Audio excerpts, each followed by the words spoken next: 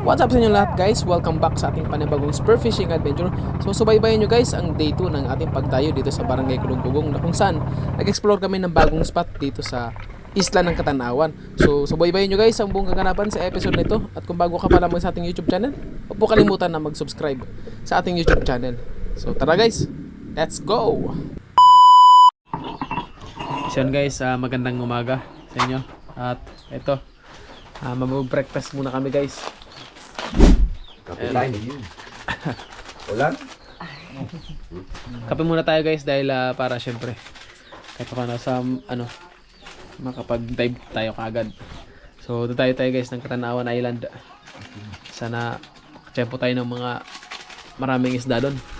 Hapon guys nag-warm up kami. So alos din yung nahuli namin, 21 kilograms na isda. So ayos na din yung warm up natin guys kahapon. So subukan naman natin guys sa ibang spot. Yan. Ayan guys, alis na kami guys. Kaso nga lang guys, tingnan yung panahon guys oh. Tara guys, let's go guys. So, baba na tayo guys oh. Hi! Grabe guys, malakas ang ulan. Pero wala. We have no choice, kaya magdadive pa rin tayo guys. Panahon guys oh.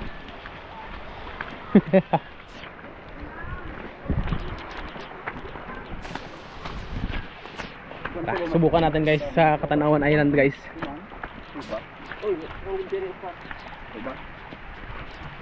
Pero guys, let's go guys. Ayan bangka namin guys.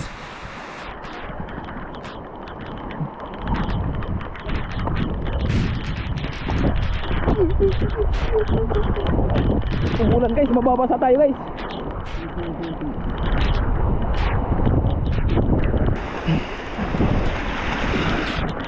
Hello. Ang guys, time check. Balik sa 46.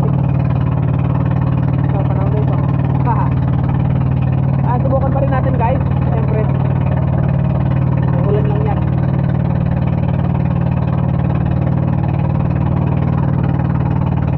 So guys, what's up? So tara, subukan natin dito guys. Dito na kami sa spot oh. Katanawan Island.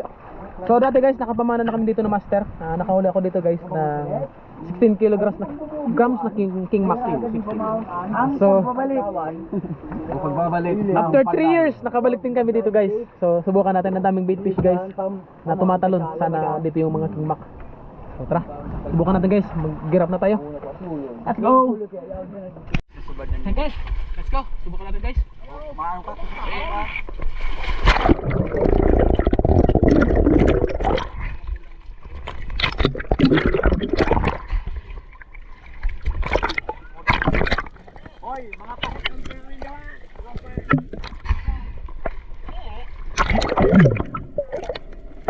Boy, ito magkala na boy oh.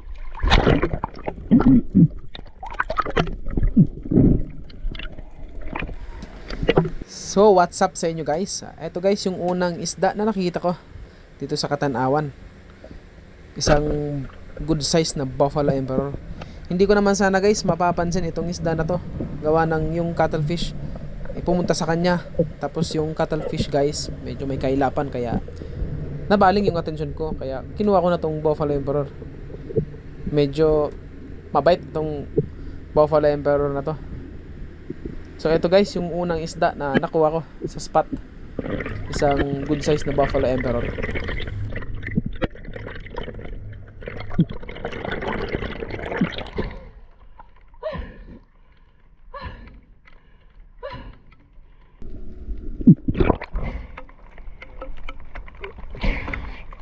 Aha, Buffalo Emperor.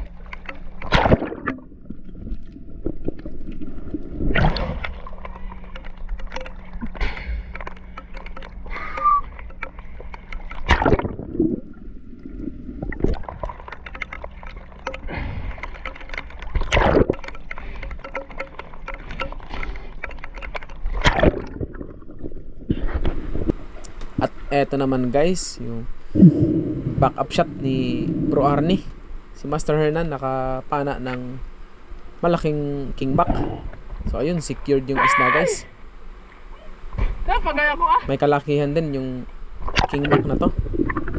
Kaya may kingback na tayong huli ngayong araw. Tapos si Bro Lito nakahuli na rin guys ng kingback ha. Naunan lang si Bro Lito ng nakakuha ng kingback. So pangalawa na yung kay Master Hernan.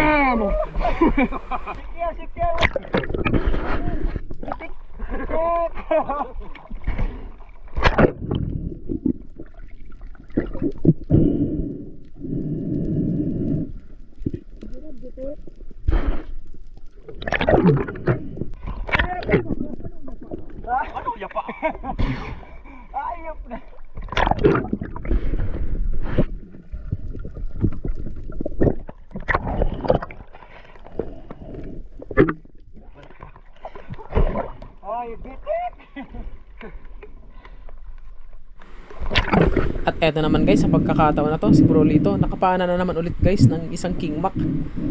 Medyo alanganin guys yung tama ng kingback, kaya ako nang lumapit guys para masecure natin tong isda na to.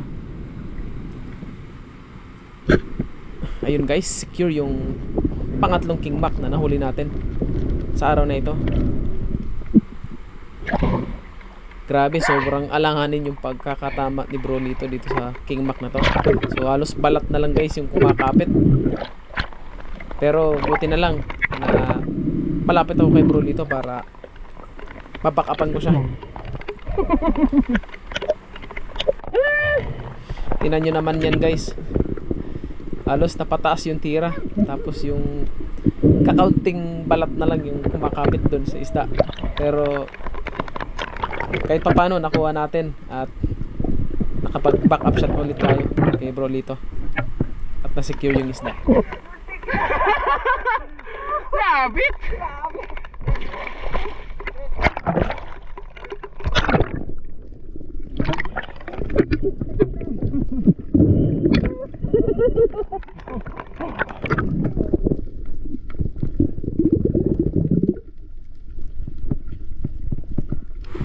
Matapos guys, ma-secure itong isda na to.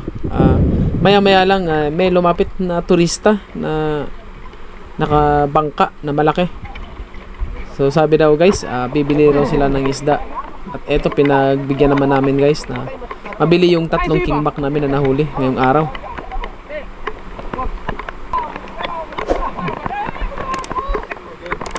Kagandahan lang guys na nabili ng maaga yung isda, hindi na tatagal yung isda sa sa bangka, at hindi na rin guys masyado to masisira. Sariwang sariwa yung isda na nabili nila. Bali, 4 na isda guys yung kinuha nila sa amin.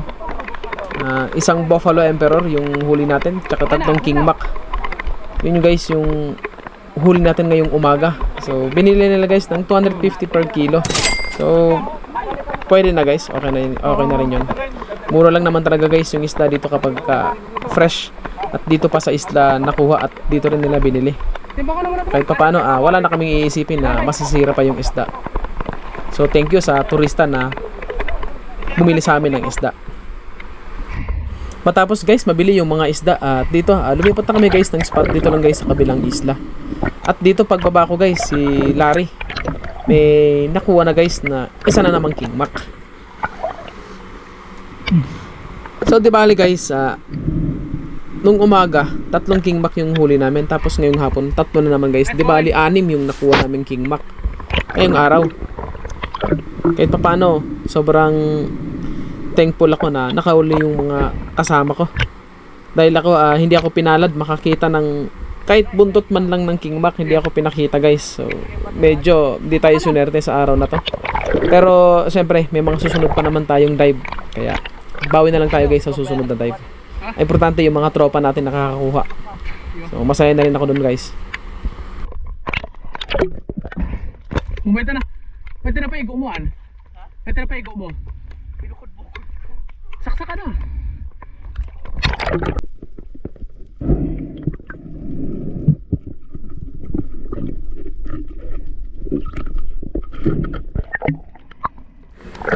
Dito naman guys, another drop.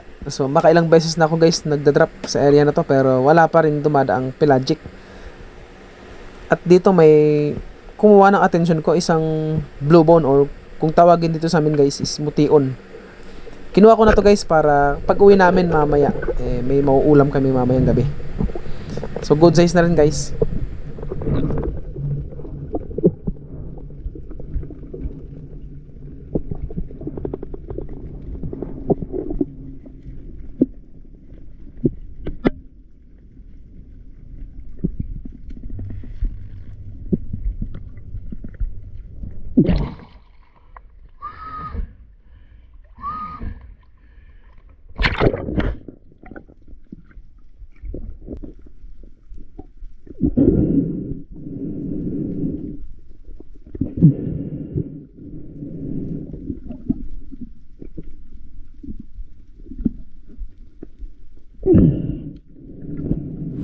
At dito naman guys, habang papalapit ako sa bangka, may nakita kong coral trout or lapu-lapu. At dito guys, drop shot natin ito.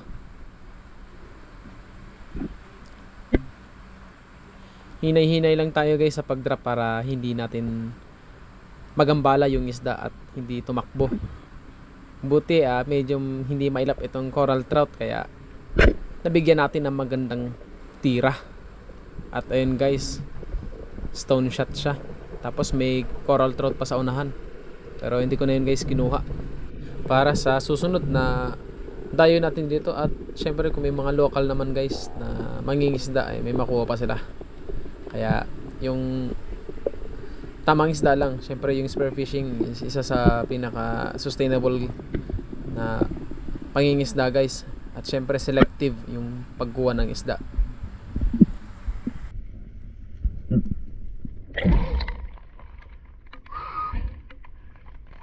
So sa mga bago pa lamang dyan sa spear fishing, kung may mga magtatanong guys bakit sinasaksak pa natin yung mga isda na nahuhuli natin, kailangan natin guys gawin to para mapadugo at ma-preserve yung quality nung laman ng isda, para hindi kagad guys madaling masira. At kung umabot po kayo sa part ng video na to at hindi ka pa nakapag-subscribe sa ating channel, ay isubscribe nyo na guys ang ating channel at i-click ang notification bell para ma-notify po kayo sa mga ganitong adventures natin i-upload. Salamat!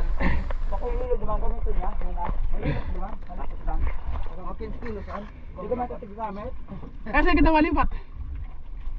Yan o, wala ka na may bay. Sige o, agin ng sulog. Ito kaya, maano, kando. Maulo ka pa rin. Ano? Blue bone? Sarap ini. Tapos pa dyan, sama, Ay sila ni boy. ay matangigit na nakula. Let's, tapilis. Let's o, nakuyaan. Muna o. Yan o. Pare. At dito naman guys, biglang tumawag sa akin si Bro Arnie. At ito humingi siya ng backup guys. May napana pa siya guys dito na isang long nose emperor. So malaki na to guys, good size. So siguro abutin ng 4 na kilo. So dito pumasok sa butas yung isda, kaya eto nag-decide na lang kami guys na tanggalin yung shooting line doon sa buoy niya na nakakabit.